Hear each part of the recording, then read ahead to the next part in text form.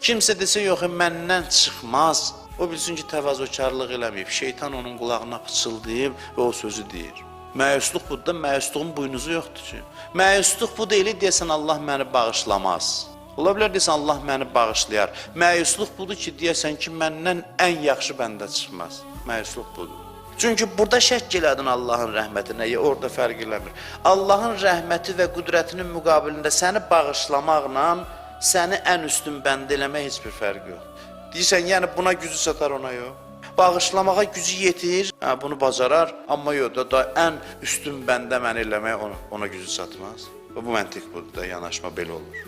Ona görə də ümidvar olmaq insanın nicatının əsasını təşkil edir. Dua eləyəsən ki, mən keçim qabağa, fəstəbiqul xeyrat, qabaqlayın bir-birinizi yaxşı işlərdə. Sari'u ilə məğfirətin min Rabbikum, tələsün Allahın məğfirətinə, rəhmətinə. Tərəddüd eləməyin, Allahın rəhməti hər şey eləyə bilər.